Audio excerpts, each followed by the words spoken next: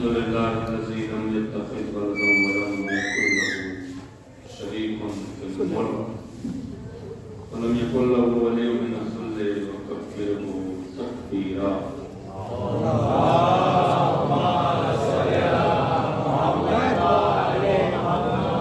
الصلاة والسلام على أشرف الأنبياء والمرسلين الذي أرسله بالحق بشيرا ونذيرا وداعيا إلى الله بإذنه وسراجا منيرا سيدنا ومولانا هادينا مقتدانا والقاسم محمد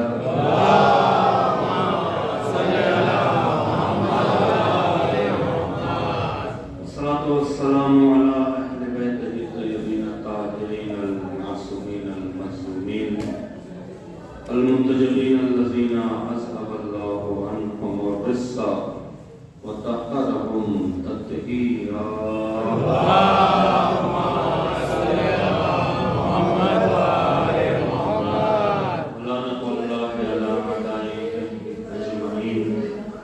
اللهم لعن قتلة الحسين وأولاده وأصحابه. أما بعد فقد قال رسول الله صلى الله عليه وآله وسلم فاطمة بضعة مني من رضاها فقد رضاني ومن رضاها فقد رضاني ولن ترسلها.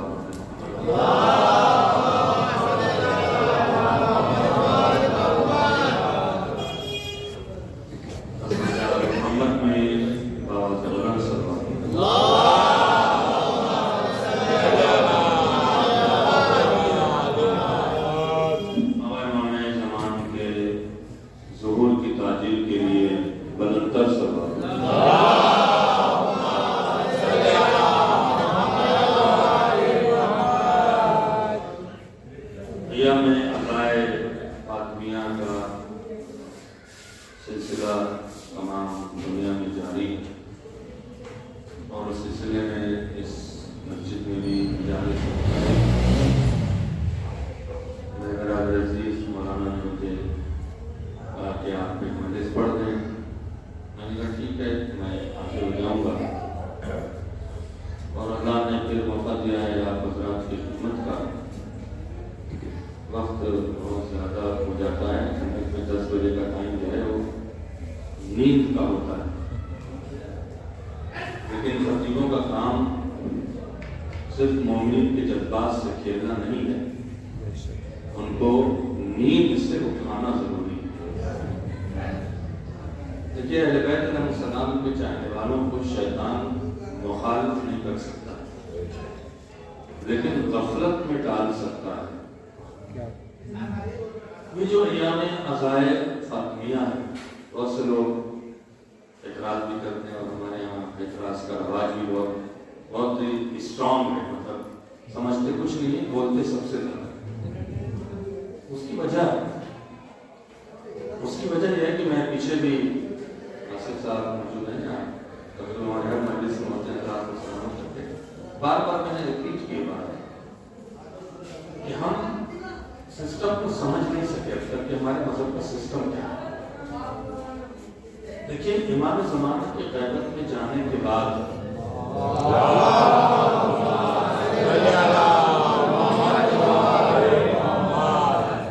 ایک ہوتا ہے غیبت کا نقصان. ہم اس نقصان کو سمجھ نہیں رہے. مثال کے طور پر ہماری ساتھ ایسے ہے کسی گھر کا مالک کسی کو سپرد کر کے گھر چلا جائے. وہ کوشش کرے گھر کو چلائے لیکن مالک نہیں ہے. توجہ فرمائے. ہم اس کو سمجھ نہیں پاتے ہیں کہ جو مذہب اس وقت چلا رہے ہیں وہ مالک نہیں ہے. مالک پردے غیب ہے. وہ جتنی کوشش کر رہے ہیں آپ تک باتیں پہنچا رہے ہیں آپ تک میٹر پہنچا رہے ہیں. ان کے پاس اتنے ریسورسز بھی نہیں ہیں. ان کے پاس اتنا وقت بھی نہیں ہے اتنا پیسہ بھی نہیں ہے. پھر بھی آپ تک کچھ نہ کچھ پہنچا ہی دے رہے ہیں. کچھ نہ کچھ بات پہنچی جائے. اب ایام عزائے فاطمیہ یہ کوئی نیا نہیں ہے. بہت سے لوگ کہتے ہیں ابھی 10 سال میں پیدا ہوا. کچھ لوگ کہتے ہیں کہ یہ کیا ہے کیوں ہے. آپ اس کو پہلے سمجھنے کی کوشش کریں. آج میں چاہتا ہوں کہ فلسفہ کیا تھا اس کا. کیوں اتنے مجالس کے لیے پرموٹ کیا خصوص آسانی کو جب معلوم ہوا کہ ہندوستان میں تو مجالس ہوتی نہیں، ایک تیرہ جماعت لوگوں کو وہ بھی ٹیمپرری طور پر آتے تو کہتے تھے کہ مردانی مجلس میں ہو رہی ہے، صرف زنانی مجلس میں، یہ کون سا دستور ہے، یہ کون سا طریقہ ہے؟ یہ آپ اپنے کلچر کو مذہب پہ نہ چھوڑیں، توجہ کریں۔ کچھ لوگ کہتے تھے مردانی ایک دن مجلس ہو گئی، ابھی بھی کہتے ہیں کہ یہ کون سا طریقہ ہے 20 دن مجلس ہو رہی ہے؟ بھائی مجلس ہو رہی ہے نا، اور کچھ تو نہیں ہو رہا ہے۔ جہاں اعتراض کرنا چاہیے قوم کو وہاں کرتی نہیں۔ شادیوں میں اسراف پہ اعتراض نہیں ہے، شادیوں میں پردگی پہ اعتراض نہیں ہے، شادیوں میں ناچ گانے پر اعتراض نہیں ہے، عزائے فاطمیہ پہ اعتراض ہوتا ہے۔ چلیے ٹھیک ہے، سسٹم کیا ہے؟ یہ عزائے فاطمیہ کا فلسفہ کیا ہے؟ یہ میری اپنی تحقیق ہے، جب 11-12 سال رہا اور میں نے خود دیکھا تو میں چونکا کہ یہ ہوتا کیا ہے۔ کل بتا رہے تھے کہ مولانا نے اس بات کی طرف توجہ دلائی تھی آپ کی، شہزادی کی جو شہادت کی تاریخ ہے، اتنا مضبوط اختلافی میٹر مذہب میں ہے ہی نہیں۔ 75 دن اور 95 ڈیز، یہ دو تاریخیں ہیں۔ وجہ کیا ہے؟ اتنے اختلاف کی وجہ کیا ہے؟ سسٹم کو سمجھیں، اور میں جو آپ کو تحفہ دینے آیا ہوں وہ دے کے جاؤں، لیکن سسٹم کو 5-10 منٹ میں سمجھنے کی کوشش کریں۔ وجہ کیا ہے؟ وجہ یہ ہے کہ شہزادی سلام اللہ علیہ خود کا فکر دینے کے بعد جو گھر میں داخل ہوئی ہے، پھر انہوں نے کسی سے ملاقات نہیں کی، پورا شو ماحول تھا۔ حضرت علی کو باہر نہ کوئی سلام کرتا تھا، نہ مولا باہر نکلتے تھے۔ شہزادی کب شہید ہو گئی، کب انتقال کر گئی، باہر خبر نہیں ہے، اس لیے کہ عرب کا دستور ہے کہ جو شریف خاندان ہوتے ہیں وہ اپنے عورتوں کی باتیں باہر نہیں کرتے۔ کیا کر گیا آپ سے؟ یہ اب نہیں پتا تھا، حضرت جلال نہیں کر رہے، منع کیا تھا کہ مجھے رات میں غسل دینا، رات میں کفن دینا، رات میں دفن کر دینا، یعنی شہادت کے لیے اعلان نہ کرنا۔ اس کا مطلب یہ تھا کہ میری موت کا اعلان نہ کرنا۔ ایک راوی ہے جس نے بہت اسٹرانگلی لکھا کہ 95 ڈیز، وہ بھی اس نے کہا کہ پتہ نہیں، چونکہ ہم تو گھر میں تھے زہرا کے گھر میں جہاں ملک الموت بغیر اجازت کے نہ جا سکے، وہاں راوی کیسے پہنچ جائے؟ کیا کہہ رہا ہوں؟ قبر کو بھی اختلاف، شہزادی کی قبر کب نہیں، کچھ کہتے ہیں رسول اللہ کے منبر کے نیچے، کچھ کہتے ہیں کہ خود حضرت علی گھر میں ہے، کچھ کہتے ہیں کہ بقی ہے۔ 50% کی روایت بقی کی ہے، 40%، 60% روایت کہاں ہے؟ گھر میں، چونکہ پتہ نہیں ہے کہ حضرت علی نے کہاں دفن کیا، کسی کو شامل نہیں کیا۔ اب جب امام ہوتے تو معلوم کر لیا جاتا، خدا تھے، حجت خدا بھی نہیں۔ بنی امیہ کا پروپیگنڈا ہے، 1 لاکھ روایتیں، 1 لاکھ حدیثیں جھوٹی، انٹر بھی نہیں۔ جیسے کمپیوٹر کسی سافٹ ویئر میں وائرس اتنا زیادہ ہو جائے کہ وہ سافٹ ویئر ڈیولپر جو ہے وہ سمجھ ہی نہیں پائے کرے کیا کہہ رہا ہوں آپ سے۔ اب جب علماء پریشان ہوئے کہ 75 ڈیز کی روایت میں صدوق علامہ ہلی، بحر العلوم، شیخ توسی 95 پر کھڑے ہیں، 2 گروپ کھڑا ہے سامنے یوں، اور کسی کو آپ ہلکا نہیں لے سکتے۔ تو روایت کا قانون یہ بنا ہے ہمارے مذہب میں کہ جب کوئی اس طرح کی 2 باتیں ٹکرانے لگے تو بیچ کا راستہ نکال لو اور ظہور تک انتظار کرو۔ علماء نے کیا کیا؟ بیچ کا راستہ نکالا۔ راستہ کیا نکالا؟ کہ ہم 13 جمادی الاول سے لے کے 3 جمادی ثانی 20 دن زہرا کا غم منائیں گے اور اسے ایام عزائے فاطمیہ کہیں گے۔ یہ پچھلے 1100 سال سے ایران، عراق، لبنان کے شیعوں میں رائج ہے۔ ہمارے ہاں یا تو کوتاہی ہوئی ہے یا نہ جانے کیا ہوا ہے، میں کیا کہہ سکتا ہوں، جج تو نہیں کر سکتا کسی کو، نہیں ہو رہا۔ آیت اللہ بیت خراسانی نے کہا کہ نہیں اسے پروموٹ کریں، آپ جائیں مجلسیں کریں اور آہستہ آہستہ اللہ کا شکر ہے، لیکن ایک بات کا خیال رکھیں، اور یہ آپ خطیبوں سے، عالموں سے، شاعروں سے اور مرثیہ خانوں سے مؤدبانہ کہیے، یہ جو ایام عزائے فاطمیہ ہے اس میں خطابت کا ہنر دکھانا نہیں ہے، اس میں شاعری نہیں کرنا ہے. جیسے بڑی معذرت کے ساتھ جو بھی شعراء بیٹھے ہیں ہمارا ساتھ ضرور دیں گے کہ محفل ہوتی ہے غدیر کی اور سب سے زیادہ پڑھا جاتا ہے کربلا. غدیر کی محفل ہے, ٹھیک ہے چلیے کربلا پڑھتے ہیں, کوئی بات نہیں, مولا کا ذکر. ایام عزائے فاطمیہ کا کانسیپٹ یہ ہے کہ خطیب شعراء زہرا کی ان مظلومیت کو بیان کریں جسے بنو امیہ نے چھپایا. توجہ کریں جانا مطلب جسے بنو امیہ نے چھپایا تھا تاکہ ہماری نئی نسلوں کو یہ معلوم رہے کہ زہرا پہ ظلم کرنے والے کون تھے, ورنہ ایسا نہ ہو جائے کہ انہیں معلوم بھی نہ ہو اور کل اپنی اولادوں کا نام ان کے نام پہ رکھ دیں. توجہ فرما رہے ہیں. لہذا ہم نے جب سے سنا, تقریباً میں سمجھتا ہوں کہ 90s کی بات ہے, اسی حساب سے جب بھی ایام عزائے فاطمیہ جو مجلس پڑھتا ہوں تو میں 2-3 ٹاپک کو ٹچ کرتا ہوں. اس میں ایک ٹاپک ہے 50 مجلسیں سے اوپر میں پڑھ چکا ہوں. وہ ٹاپک کیا ہے؟ وہ ہے بی بی زہرا کا خطبہ فدق. خطبہ فدق کے بارے میں اندازہ کریں آپ کیا کیا کام ہوا ہے. جسے کہتے ہیں کہ جافشانی کی گئی ہے علماء کی طرف سے. ہمیں تو لالے خواب کی طرف مذہب مل گیا, ہمیں تو احساس ہی نہیں ہے کہ مذہب آیا کیسے ہم تک. یہ خطبہ فدق جو شہزادی سلام اللہ علیہ نے وقت کے حاکم کے دربار میں جا کر چیلنج کیا تھا فدق کے مطالبے پر. 2300 کتاب پچھلے 1100 سال میں لکھی گئی ہے. یہ خطبہ جھوٹا ہے, یہ خطبہ شیعوں نے گڑھا ہے. کبھی کو کہتا ہے سید رضی نے گڑھا ہے, کبھی کو کہتا ہے شیخ صدوق نے گڑھا ہے. یہ خطبہ بی بی زہرا نے بیان نہیں کیا, آپ اندازہ لگا. لیکن میں جہاں تک پہنچا ہوں, میرا جہاں تک مطالعہ ہے, کبھی موقع ملے گا فرمائش کیجیے گا تو پڑھ بھی دوں گا. اہل بیت علیہ السلام کی فضیلت کی خصوصیت یہ ہے کہ کوئی بھی پڑھا لکھا ان کی فضیلت کو اگر چھپانا چاہے اللہ اسی کی قلم سے ان کی فضیلت کو لکھوا لیتا ہے. اور لکھنے والے کو پتہ بھی نہیں چلتا ہے کہ ہم لکھ کیا رہے ہیں. میں کیا کہہ رہا ہوں آپ سے, پورا عالم اسلام آج بھی کہتا ہے یہ خطبہ جھوٹا ہے, یہ خطبہ جھوٹا ہے, جھوٹ ہے. ایک سب سے پہلے اس خطبے کو جس کو کہتے ہیں کرن دکھائی ہے, جس نے راستہ دکھایا ہے, وہ کوئی شیعہ عالم نہیں تھا. بہت سے ایسے سنی علماء ہیں جو متاثر نہیں تھے, انہوں نے اس بات کی تائید بھی کی ہے. وہ کون ہے؟ بات اچھی لگ رہی ہے آپ حضرات کو, غور تو نہیں ہو رہا.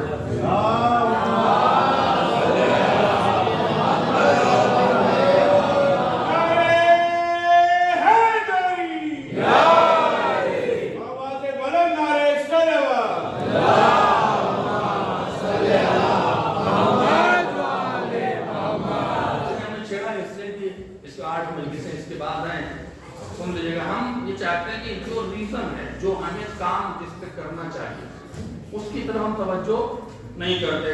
نمی آتی ہے تو اوقات سے باہر ہو جاتے ہیں, زبانیں گندی کر لیتے ہیں, سمجھتے ہیں کہ بڑا بہت ٹریٹ مار لیجیے. تو سب سے بڑا نقصان مذہب کو آپ پہنچا رہے ہیں.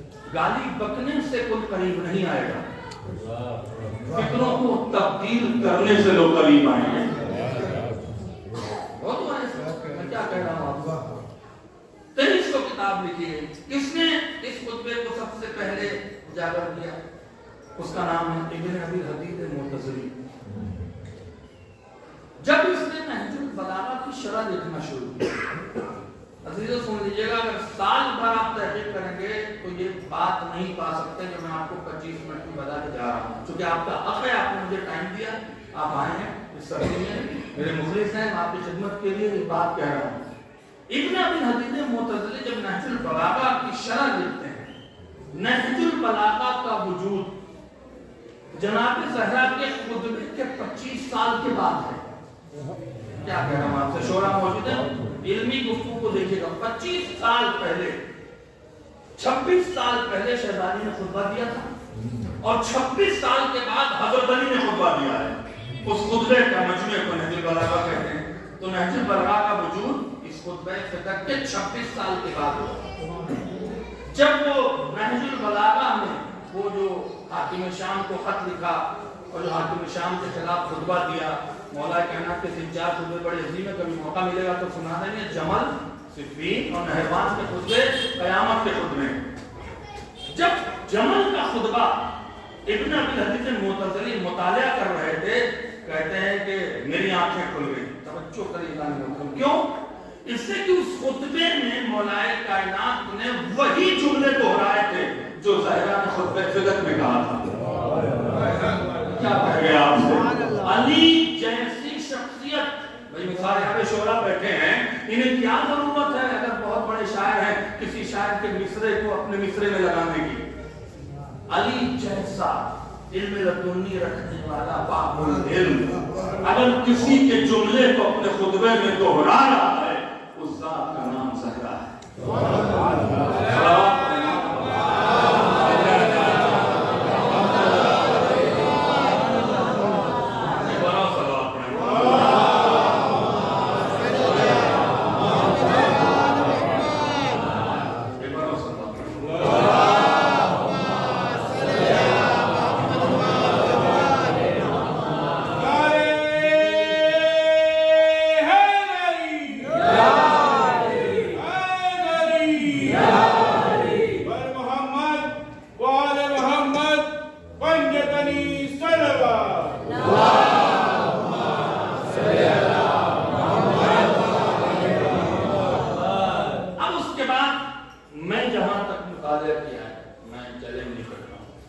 جہاں تک میں پہنچا ہوں پچھلے 1100 سال میں کسی شیعہ عالم نے اس خطبے پہ اتنا نہیں لکھا جتنا ابن ابی الحدیث معتزلی نے لکھا۔ کیوں؟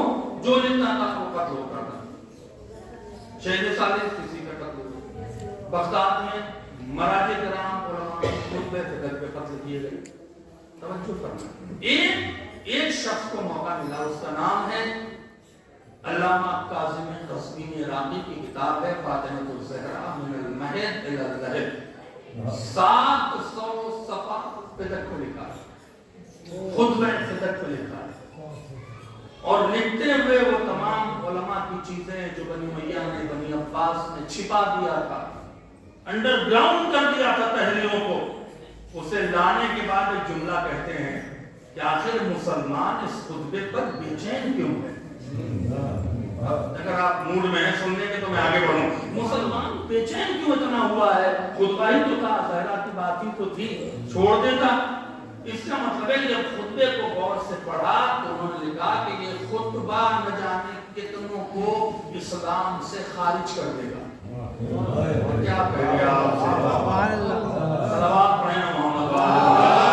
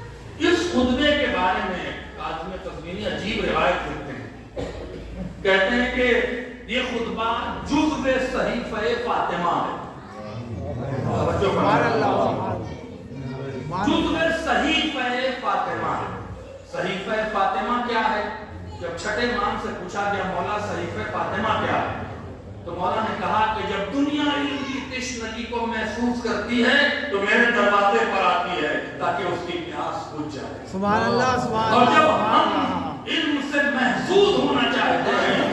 صحیفہ فاطمہ کا مطالعہ صلوات پڑھیں محمد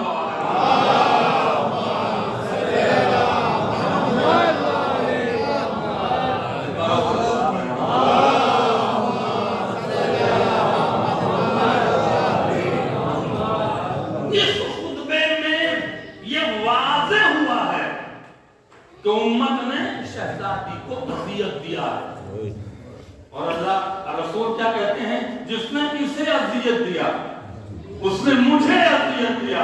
اور قرآن کیا کہتا ہے؟ جو اللہ کو اذیت دے وہی تو کافر ہے۔ یہ معاملہ تھا، اور اس کو ہمیں جتنا ہو سکے ہائی لائٹ کرنا چاہیے۔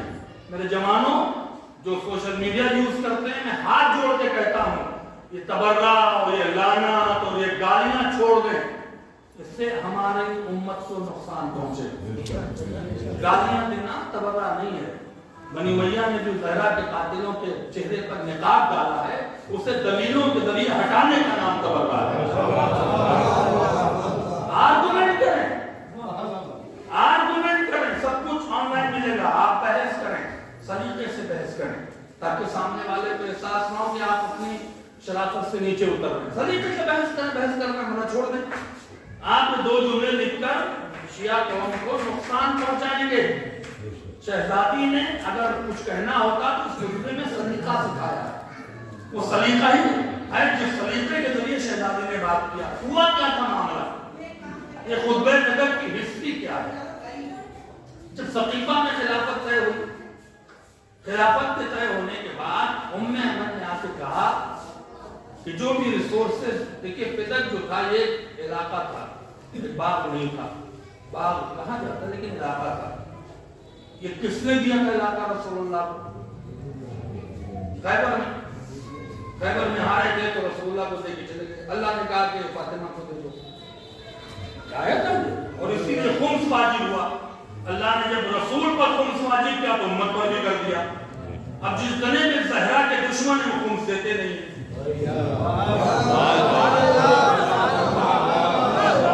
کی شریعت میں خمس نہیں ہے، میں کیا کہہ رہا ہوں؟ خمس اسی لیے واجب ہے، زہرا کا حق ہے، ملکیوں کا حق نہیں ہے، یہ زہرا کا حق ہے۔ رسول پر بات نازل کیا اسے دے دو، رسول اللہ نے دے دیا۔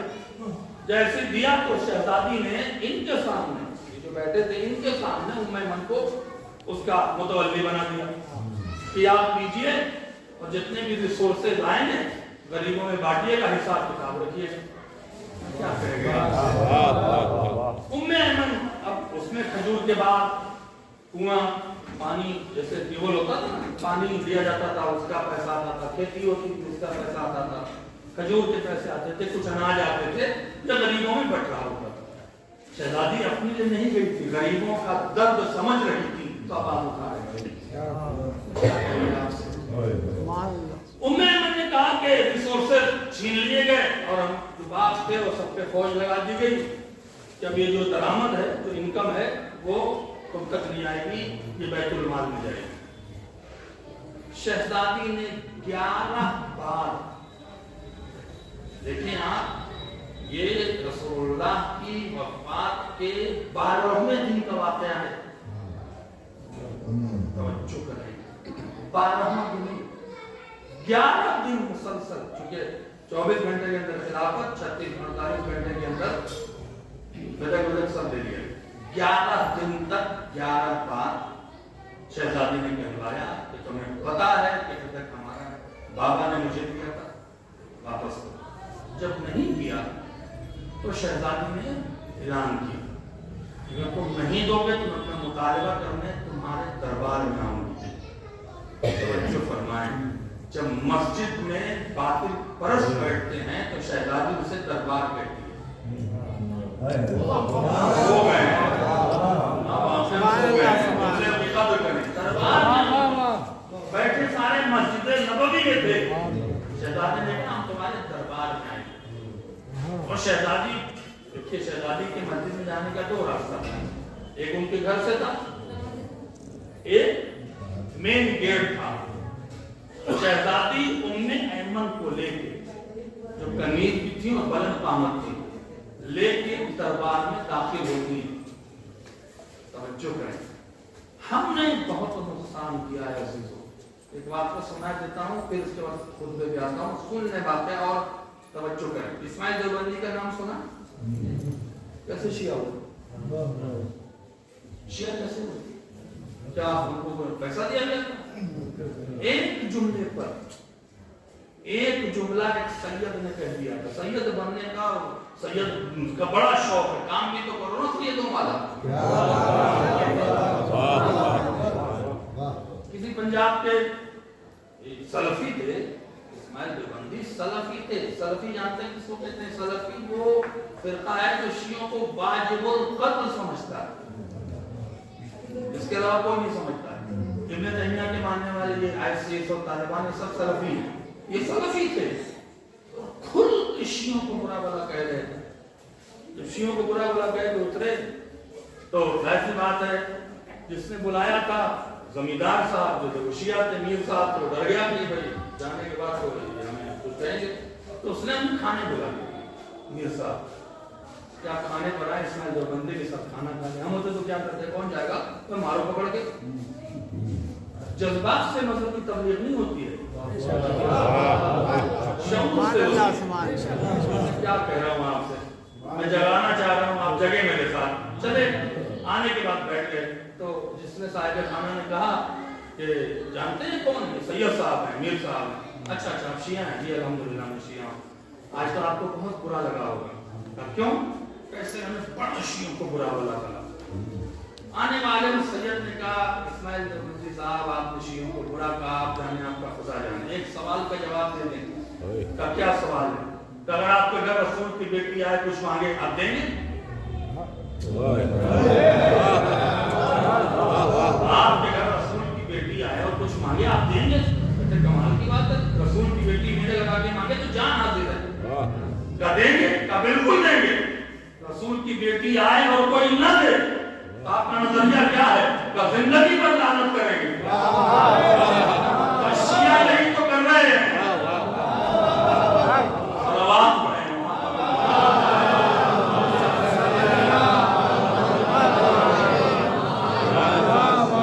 شیعہ نہیں تو کر رہے ہیں. آنکھ میں لقمہ رک گیا. بات تو صحیح ہے. بیوی گئی تھی, کیا انہیں ان کا حق ملا؟ کچھ دنوں کے بعد شیعہ وہ کیا کیا کام, پڑوس کے ملک کا جتنا بھی پنجاب ڈسٹرکٹ اسٹیٹ ہے, غیر سادات جتنے شیعہ ہیں 90% پورا بستی کیا ہے. کس بات پر؟ شہزادی کا حق نہیں ملا. ایام عزائے فاطمیہ اسی چیز کے لیے رکھا گیا. بقیہ باتیں ہم سال بھر کریں, لیکن ان چیزوں کو ہائی لائٹ کریں جس کو دبانے کی کوشش پچھلے 1100 سال سے لوگ کر رہے ہیں. توجہ فرمانا ہے. اس لیے میں اس مدعے کو بار بار پڑھتا ہوں. اور اب ہیڈ لائن پڑھ کے بہت جلدی آپ سے, مجھے بہت صبح نکلنا ہے سفر پہ, بہت زیادہ وقت نہیں دے سکتے, پھر کبھی موقع ملا تو انشاءاللہ آپ کے سامنے ڈیٹیل سے پڑھیں گے. شہزادی ام ایمن کو لے کے دربار میں داخل ہوتی. 11 دن سے گزرے, 12 دن بے غیرتی دیکھیں. دربار تھا نا, کوئی عام جلسہ تو تھا نہیں. اس دربار میں کون کون بیٹھا تھا دیکھیے. اگر آپ موڈ میں ہوں گے تو سناؤں گا, ورنہ میں اپنے میٹر کو ظاہر نہیں کروں گا. سچویشن کو پہلے دیکھیں, جب تک آپ اپنے ذہن میں اس سچویشن کو, اس ماحول کو نہیں رکھیں گے, لطف نہیں آئے گا جملوں کا. ماحول کو سمجھانے کے لیے میں ساری ڈیٹیل بیان کر رہا ہوں. جب داخل ہوئے شہزادی دربار میں تو کوئی بھی احترام میں کھڑا نہیں ہوا. کوئی بھی احترام میں کھڑا نہیں ہوا. تو شہزادی ام ایمن کے سہارے انتخاب کر کے ایک مقام پہ کھڑی ہوئی. آگے ام ایمن کو رکھا, پیچھے خود رہی اور خطبے سے پہلے اپنی ناراضگی کا اظہار کر دیا. میں کیا کہہ رہا ہوں آپ سے, تاکہ دنیا جب تاریخ پڑھے تو اسے یہ تلاش کرنے میں دقت نہ ہو کہ بی بی ناراض کس سے ہوئی تھی. کیا کہہ رہا ہوں آپ سے. شہزادی نے جو پہلا جملہ کہا ہے, آپ دیکھیں کتنا میرے ساتھ چلتے ہیں, پھر آگے بات بڑھے گی. خطبے سے پہلے کیا کہا کہ آج تم نے ہمارا احترام تم میرے احترام میں کھڑے نہیں ہوئے، اس سے ہماری فضیلت میں کوئی کمی نہیں آئی، اس سے ہمارے شرف میں کوئی کمی نہیں آئی۔ آج تم نے یہ ثابت کر دیا کہ تم اپنی اوقات بھول گئے۔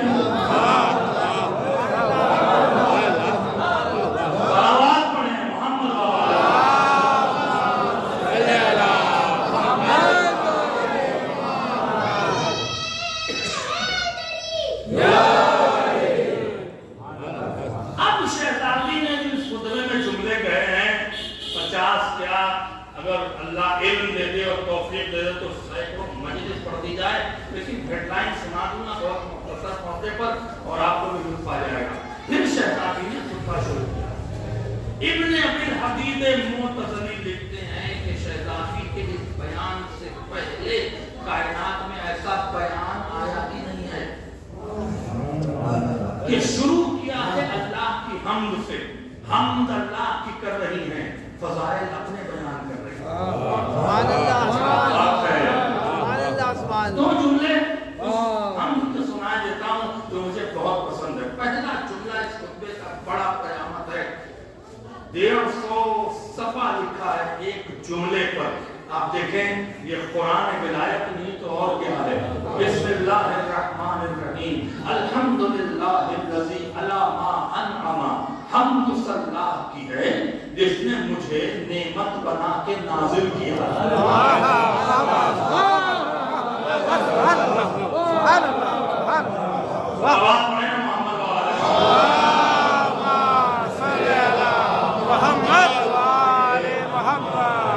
مجھے نعمت بنا کے نازل کیا ہے۔ پھر کسی موقع پر اس میں بحث کریں گے نعمت اور رحمت میں فرق کیا ہے۔ رحمت بنا کے نہیں، نعمت بنا کے نازل کیا ہے۔ رحمت فری میں ملتی ہے، نعمت شرف کو کہتے ہیں۔ پانی، دھوپ، روشنی، آکسیجن یہ رحمت ہے۔ علم، عزت، حسب نسب، شجرہ طیبہ یہ نعمت ہے۔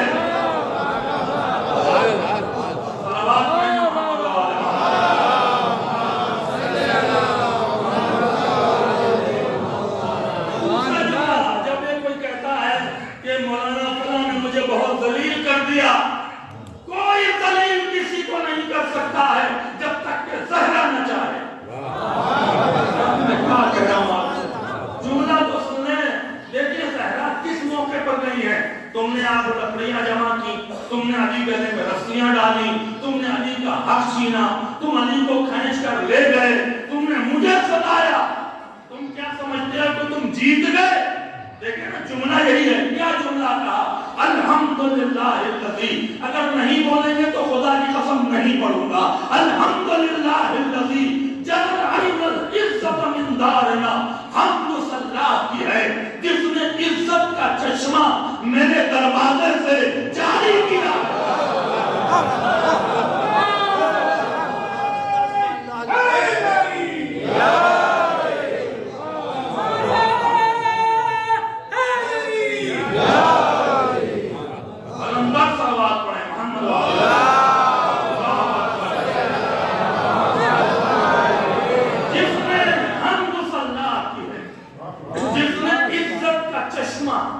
میرے دروازے سے جاری کیا ہے۔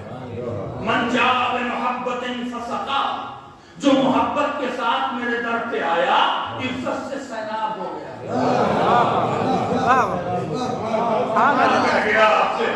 فسقا عزت سے سیراب ہو گیا۔ من انکرا واغرقا فغرقا ونرقا، اور جس نے میرا در چھوڑا، جس نے مجھ سے منہ پھیرا، وہ عزت کا پیاسا رہا۔ خطابت میں وہ عزت کا پیاسا رہا۔ علامہ کاظمی فضیل لکھتے ہیں کہ سیراب اور پیاسے میں کیا فرق ہے؟ جو محبت کے ساتھ آیا عزت سے سیراب ہوا، جس نے در چھوڑا وہ عزت کا پیاسا رہا۔ سیراب اور پیاسے میں کیا فرق ہے؟ آپ گھر سے پانی پی کر آئے 2 بوتل، پانی چاہیے نہیں چاہیے، دوسرا پوچھے گا پانی چاہیے نہیں چاہیے، 10 لوگ پوچھیں گے انکار کر دیں گے۔ کیوں؟ سیراب ہیں۔ جو سیراب ہوتے ہیں وہ بے نیاز ہوتے ہیں۔ گھر سے آپ پیاسے آئے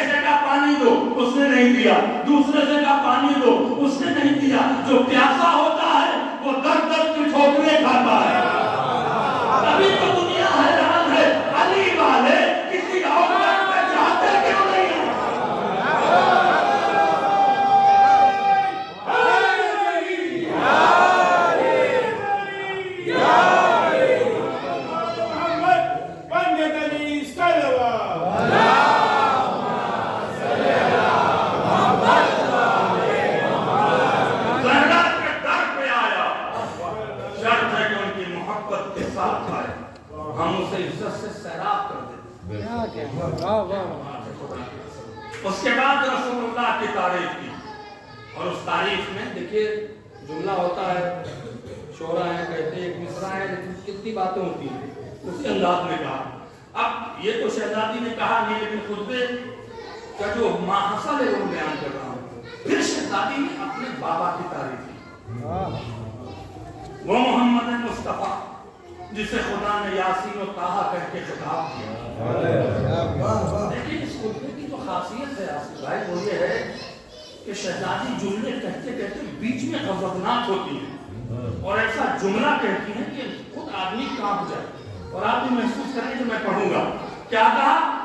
وہ محمد مصطفیٰ جو طٰہٰ ہے, جو یاسین ہے, جو صاحب معراج ہے, جو لولا کلمہ خلقت الافلاک ہے, اس کی آل کو تم نے اس طرح سے ستایا ہے, ان کے اولادوں کے ساتھ تم نے اس طرح برتاؤ کیا ہے, تم اپنی اوقاتیں بھول گئے.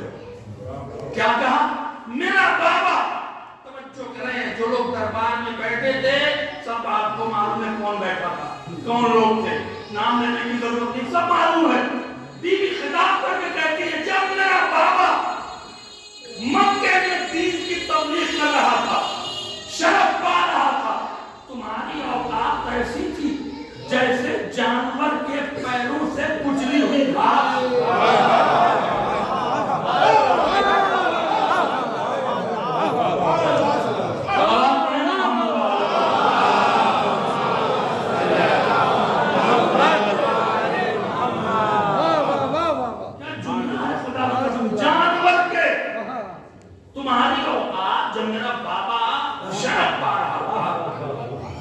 دروازے پر آ گئے, تم نے گلے میں رسیاں ڈال دی, تم سمجھے کہ بہت کچھ کر گئے. تمہاری اوقات یہ ہے جو میں بتا رہی ہوں. کیا اوقات ہے؟ جب میرا بابا تبلیغ کر رہا تھا, دین کی آیا تھا, تمہاری مکے میں اوقات جانور کے پیر سے کچلی ہوئی گھاس. دوسرا جملہ اور ہے, گودال میں جمع ہوئے پانی کی بدبو. اس کے بعد بیوی نے غضبناک ہو کے کہا تم نے علی گلے میں رسیاں ڈالی, تم نے میرا بیٹا شہید کیا. اب جملے پر بولیے گا بیوی کی تعریف ہے, اے اونٹ کی چرواہوں کی اولادوں,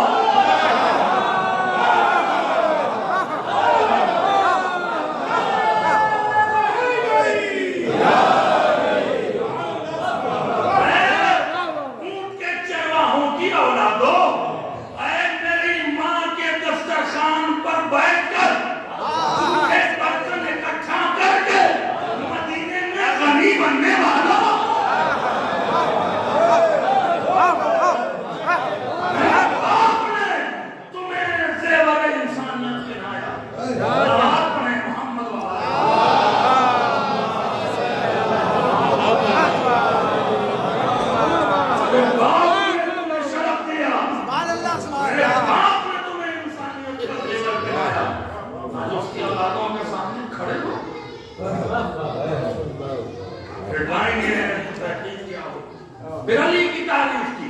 اتامرون ان تبعون من هذا الرجل, شرم نہیں آتی, تم اس سے بیعت کا مطالبہ کر رہے ہو جو فاتح خیبر و خندق ہے. ذکر کر کے کہا ہے جو بدر کا فاتح ہے. اگر میں اس کو مفہومی ترجمہ کروں, تم اس سے بیعت کا مطالبہ کر رہے ہو. بدر بھول گئے, احد بھول گئے, خندق بھول گئے, خیبر بھول گئے. بیوی کا جملہ لے جائیں, اگر میرا شوہر علی جنگوں میں تلوار نہ اٹھاتا تو تمہاری ہڈی بوٹیوں کا پتہ نہ چلتا.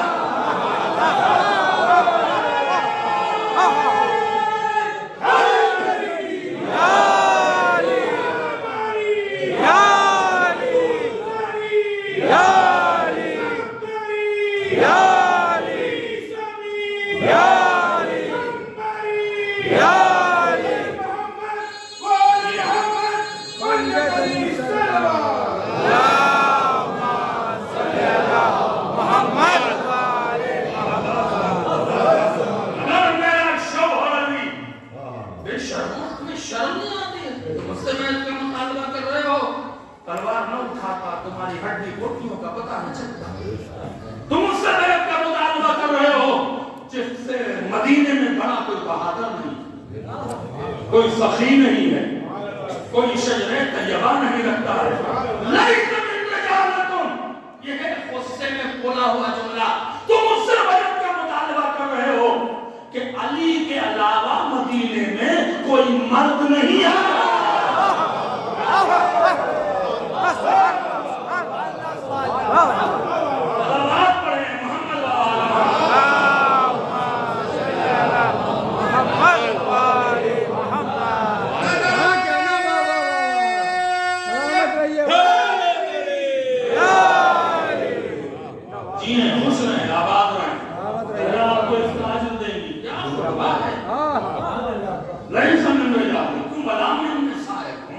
تم اس سے بیعت کا مطالبہ کر رہے ہو جس کی بیوی سے بہتر کسی کی زوجہ نہیں ہے.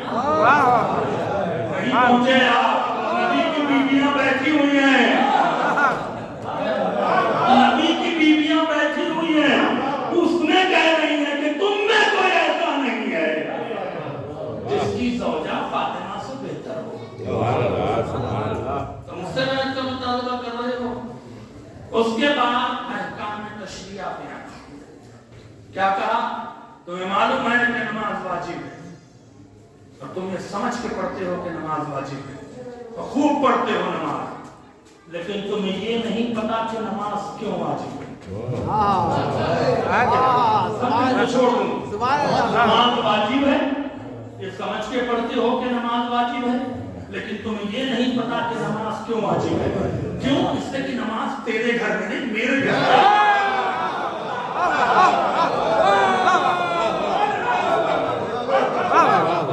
میں بتاتی ہوں کہ نماز کیوں واجب ہے. دیکھیے جب تک بیک گراؤنڈ ذہن میں نہیں رکھیں گے تو نہیں آئے گا. بڑے حساس بڑے باریک منظر کو پیش کر دیا ہے. آپ میں بتاتی ہوں کہ اللہ نے نماز کو کیوں واجب کیا. ان اللہ فرض الصلاۃ علیکم تنزیہا عن الکبر, اللہ نے تم پر نماز کو اس لیے واجب کیا کہ تم میں غرور نہ آئے, تم میں اکڑ نہ آئے. اگر اکڑ کے چل رہے ہو تو رکوع تک آؤ, اگر یہاں بھی اکڑ دور نہ ہو تو زمین پر آؤ. صلوات پڑھیں محمد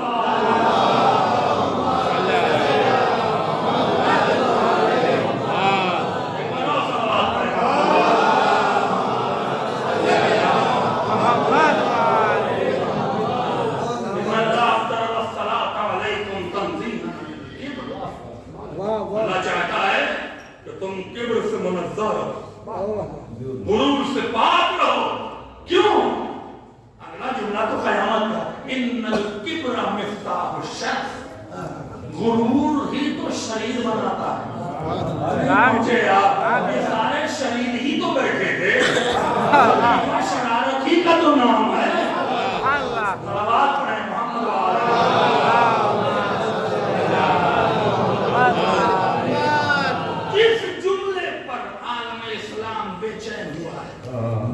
جس جملے کو چھپانے کے لیے 1100 سال میں نہ جانے ہزاروں علماء کو مارا ہے, وہ اب جملہ ہے. اور اسے سمجھیے گا تو بہت لطف آئے گا. احکام میں تشریع بیان کیا, جائیے گا پڑھیے گا. 70 گناہ کیوں حرام ہے اس کی وجہ بتائیں شہزاد نے اس کو دے. جو واجب ہے تو کیوں واجب ہے, اس کی شرح کیا ہے شہزاد نے اس کو دے. اور کرنے کے بعد کہا یہ ہے جملہ جس پر عالم اسلام کانپ گیا ہے, بھاگنے کا راستہ نہیں ملا. ایھا الناس اعلموا انی فاطمہ, اے لوگوں پہچانو میں فاطمہ. سادے سے آپ جملہ لے گئے. جب تشریح کریں گے تو آسمان پہ جائیں گے آپ. 2 طریقے کی تعارف ہوتا ہے, ایک تعارف غائبانہ, ایک تعارف عارفانہ. تعارف غائبانہ کیا ہے؟ مولانا کیا ہے صاحب آپ جانتے ہیں؟ نہیں جانتے. میں اپنی بات کہہ رہا ہوں, بہت اچھی مدد پڑھتے, پڑھتا نہیں ہوتے اچھی لیکن بہت اچھی مدد پڑھتے ہیں. یہ تعارف غائبانہ ہے, آپ نے مجھے دیکھا ٹھیک ہے. بیوی ہم تعارف غائبانہ نہیں کرا رہے, سب جانتے ہیں کہ یہ فاطمہ ہے. تعارف عارفانہ کیا ہے؟ میں 10 سال آپ کے درمیان مدرسے پڑھی، آپ کو معلوم ہے کہ میرا لیول کیا ہے. اب ہم نے کہا مجھے پہچانتے ہو، میں امام حیدر ہوں. اس امام حیدر کے پیچھے ہمارا پاور ہے، اس امام حیدر کے پیچھے ہمارا اختیار ہے. بی بی نے تعارف عارفانہ کرایا، لوگوں جانو میں فاطمہ ہوں. میں فاطمہ ہوں، کہ ناراض ہو جائے تو رسول ناراض. اب یہاں پر کاظم قزوین شیعہ علماء نے عجیب بات لکھا. شہزادی نے کیا کہا؟ دربار میں کھڑی ہے، پبلک میں نہیں ہے، عوام میں نہیں ہے، ان کے درمیان کھڑی ہیں جو حافظان قرآن ہیں، حافظان حدیث ہیں، ایسے بزرگان ہیں کہ جن کو تاریخ 1400 سال سے بیساکھی پہ چلا رہی ہے. بیٹھے آپ ان کے درمیان میں بیوی کہہ رہی ہے اے لوگوں، جبکہ بیٹھے مسلمان ہیں، بیٹھے رسول کے صحابی ہیں. بی بی نے انہیں مسلمان کہا، نہ بی بی نے انہیں صحابی کہا. اے لوگوں، میرا یہی کہنا ہے جس سے زہرا اپنے باپ کا صحابی نہ کہے اسے ہم صحابی نہیں.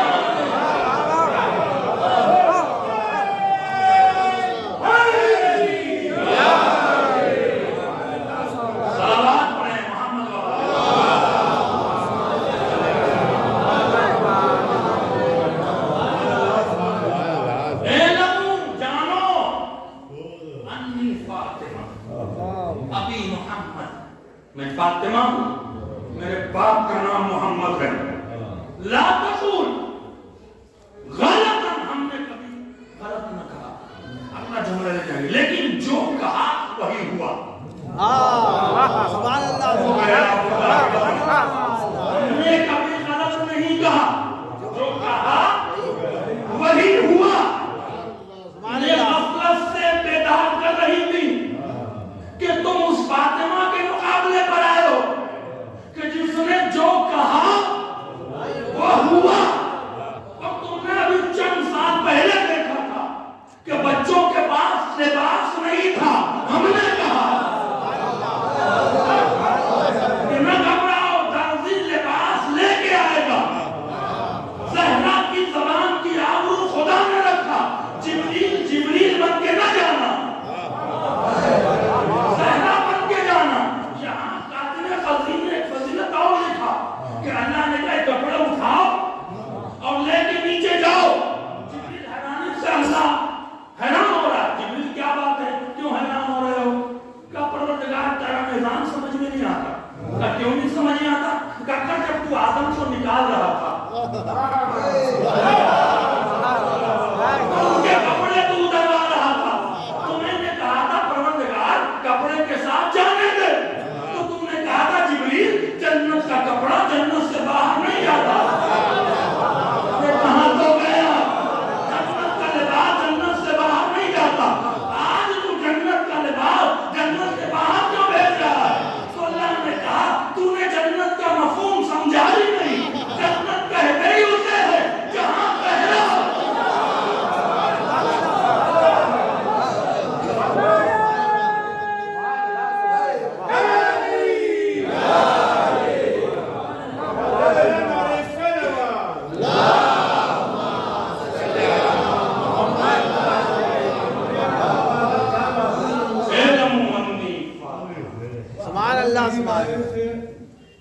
جو نہیں لائے تھے اپنے ساتھ کیوں لے کر چلے. دوسروں کی شیطنیت باعث عزت نہیں، اس لیے خلاق کے اکبر نے اتروایا لباس. ساکن جنت تھے آدم، مالک جنت نہیں.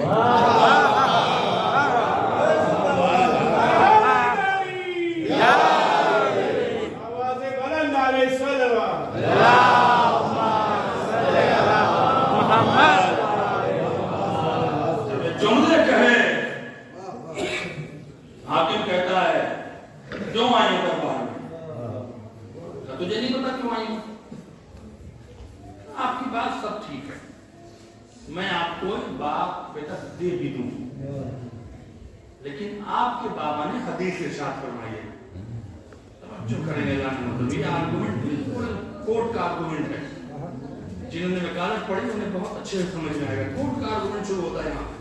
सामने वाला क्या कह रहा है कि हम दे देते, आपके बाबा ने ही कहा है कि हम अंबिया न मीरास छोड़ते हैं न मीरास लेते हैं।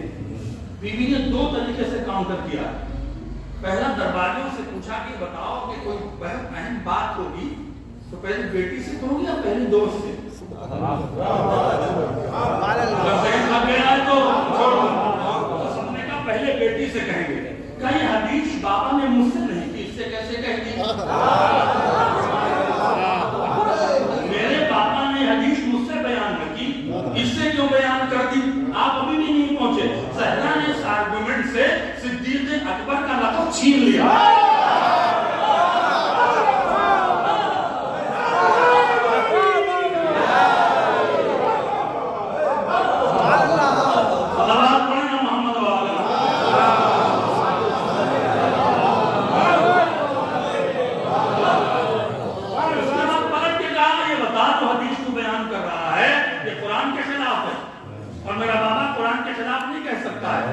मेरा कुरान पर यकीन नहीं है, कहा है कि कुरान में अल्लाह कह रहा है सुलेमान की मिरास दाऊद को मिली, मिरास देने वाला भी नबी, मिरास देने वाला भी नबी।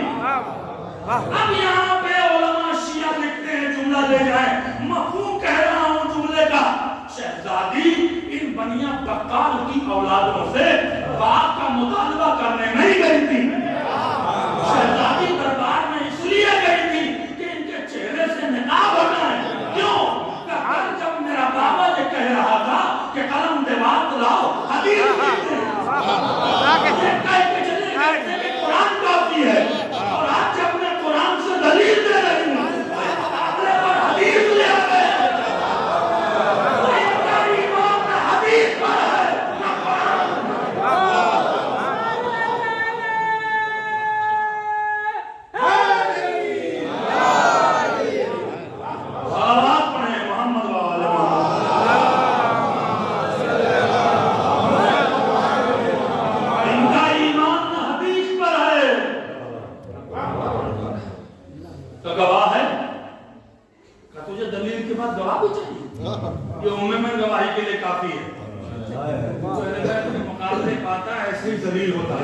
उसने कहा ये कनीज है और कनीज की गवाही कबूल नहीं है। शहजादी ने कहा अल्लाह हमेशा सच कहलवा देता है, मैं इसे कनीज की हैसियत से पेश नहीं कर रही। कहा क्यों? कहा कनीज रसूल की है और तू कहता है रसूल मिरास नहीं छोड़ता।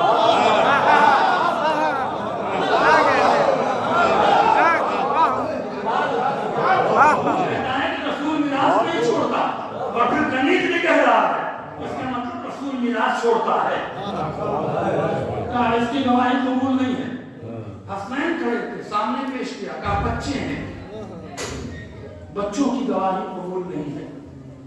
फिर शहजादी को जलाल आया। मेरे दोस्तों, मेरे जवानों, एक जुमला सीख लो। ये जुमला अपनी जिंदगी में हमेशा रखना। जिसने ज़हरा की इज्जत नहीं की उसकी हम इज्जत नहीं करेंगे। बात कहेंगे हमें। जब शहजादी के आर्गुमेंट को झुठलाया गया, बार बार मना किया गया, तो शहजादी ने, मैं अंदाज़न कह रहा हूँ, किताब में नहीं है, ये मेरा गेस है, खुतबे की लंबाई को देखते कि 2.5 घंटे से ज्यादा खड़ी थी शहजादी। 2.5 घंटे के खुतबे में 700-800 सफ़े के इस बयान में जो सबसे कीमती जुमला मुझे लगा, जिसे पढ़ने के बाद मेरा कलेजा ठंडा हो जाता है, वो आपके हवाले करता हूँ और इजाजत ले लेता हूँ। जब शहजादी को झुठलाया तब शहजादी दरबारियों की तरफ खिताब नहीं कर रही। अब जो तख्त पर बैठा हुआ हाकिम था उससे खिताब करके 2 जुमला कह दिया। क्या कहा? मसले का जलवाबुद्दीन, तूने दीन की चादर को इतना जल्दी मैला कर दिया। ये जुमला ले जाइएगा, तूने दीन की चादर को इतना जल्दी मैला कर दिया। वन्नत का काज़िमुल गामीन, रसूल के जमाने का गूंगा बोलने लगा।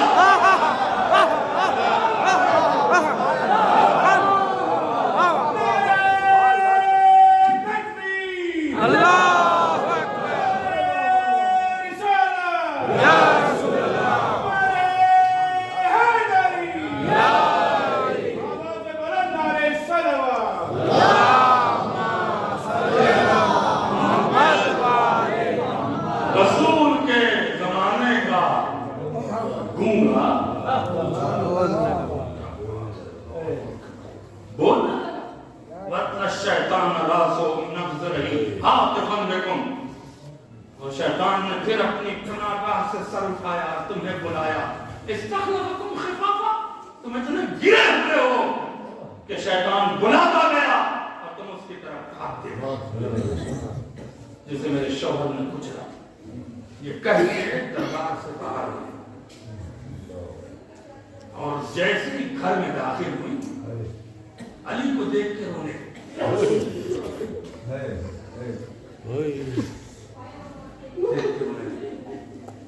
रोता देख कर अली ने क्या बात है, अली मुझे झूठ लाया, मुझे किसी ने बैठने को नहीं,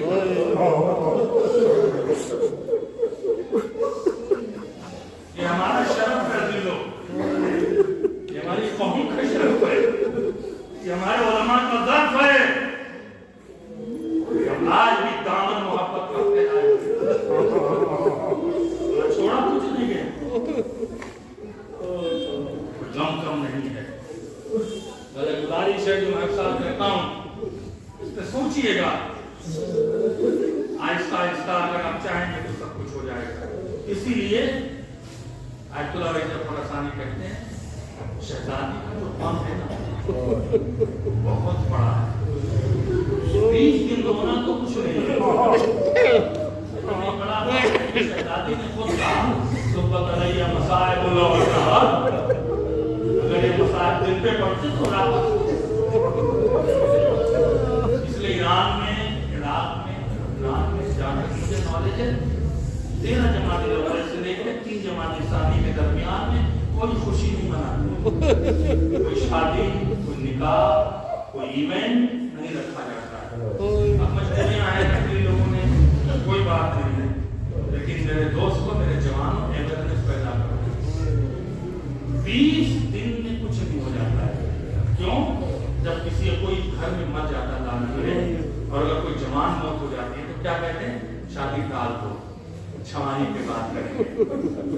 आप अपने मरने वालों के नाम में जो गुनाह मुमकिन होते हैं और जिस सहराने का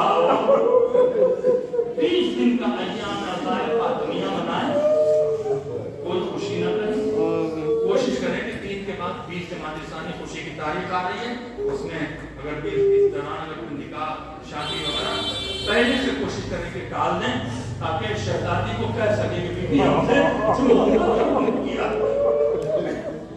क्यों? आपको मालूम है कि शहजादी की मुसीबत का काम कितना था?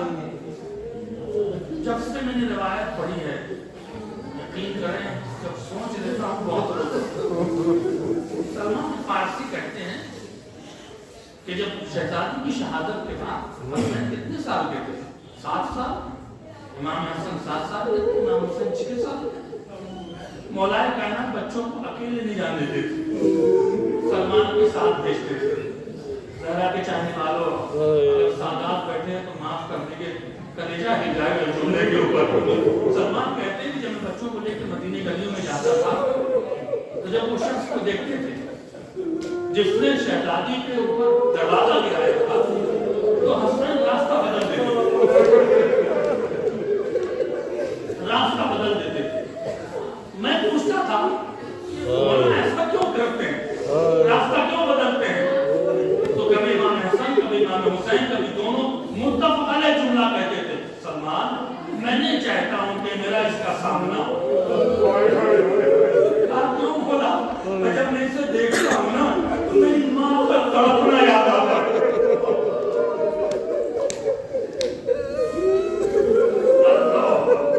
मेरी माँ का तड़पना याद आता है, इतना ये अजीम गम है। आपको मालूम है शहजादी की शहादत के 29 साल के बाद, 29 years के बाद, जब मौलाए कायनात कूफा में थे,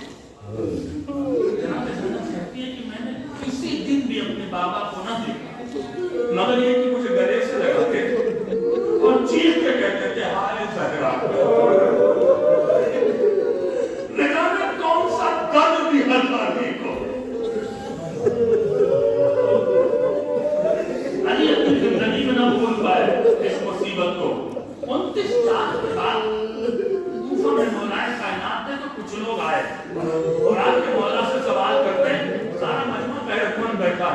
आपके घर में बेटियां हैं, आपके घर में बहू हैं, आपकी बीवियां हैं, आपकी बहनें हैं, आपकी नामूस हैं और आपकी गैरत के साथ, आपकी शराफत के साथ जुमले को एहसास कर लीजिएगा, बहुत रोइएगा। इससे मसाइब में क्या पढ़ सकता हूँ। मौलाए कायनात के पास आए और कहने लगे, मेरे मौला इस सवाल का जवाब दीजिए। क्या सवाल है? मर्द पर सबसे मुश्किल वक्त क्या होता है? मर्द पे सबसे मुश्किल वक्त क्या होता है? मौला ने कहा तुम बताओ। कहा जब उसके बच्चे भूखे हो और उसके पास खाना खिलाने को न हो। कहा है लेकिन तुमने इंसाफ न किया। जब उसके पास घर न हो और उसके बच्चे और उसकी बीवी सड़क पर आ जाए, कहा तुमने इंसाफ न किया। कहा मौला आप ही बता दें। रिवायत कहती है मौला ने दाएं और बाएं देखा और कमर से कहा हसनैन तो नहीं है यहाँ। कहा हसनैन नहीं है। एक बार मौला ने आगे के कहा मर्द के सबसे मुश्किल वक्त ये है कि वो घर में बैठा हो, किसी वजह से मजबूर हो और उसकी ज़ौजा पर गैर का हाथ उठे। उसकी ज़ौजा पर किसी गैर का हाथ उठ जाए। कितना दर्द था अली को। आयतुल्लाह मियाजी पर दो जुमले हैं, इससे ज्यादा मसाइल नहीं पढ़ सकता हूँ। आयतुल्लाह मियाजी घर का माहौल बता रहे हैं कि शहजादी के साथ घर का माहौल क्या था। घर का माहौल ये था कि शहजादी जब तक अली घर में होते थे शहजादी चुप रहती थी। जैसे अली मस्जिद में जाते थे उम्मे सलमा से कहती थी पहलू में बहुत दर्द है। फिजा ने कहा अली से कह दीजिए। अली से नहीं कहेंगे इससे कि मेरा मौला बेचैन हो जाएगा। अपने दर्द को छिपा गई। बस आखिरी दिन की बात है। आयतुल्लाह मियाजी कहते हैं दो जुमले की रिवायत है। मौलाए कायनात आए, अब बीवी से उठा नहीं जा रहा था, दर्द से उठा नहीं जा रहा था। शहजादी लेटी हुई थी। मौलाए कायनात जैसे आए एहतराम में चाहा लीजिए कि उठ जाए। अली ने बाजू को पकड़ लिया तो कहा बैठ जाए, आप एहतराम करें। एक बार ये कह के अली सुनाने बैठ गए। ज़हरा का हाथ पकड़ा और सारों पर घूमने लगे। अली को सारों का दाग होता देखकर शहजादी ने कहा अली क्या बात है, कौन सी बात छुपा रहे हैं आप, क्यों रो रहे हैं? मौला आपने हमसे कोई बात न छिपाई। जब भी बाहर से आए सारी बातें मुझे बताई। आप मुझे बताएं कौन सी बात है जिसकी बिना पे रो रहे हैं। अली बताना नहीं चाहते थे। ज़हरा ने कहा आपको मेरे बाबा की कसम, आपको मेरे बाबा की कसम है, आप बताएं क्या हुआ।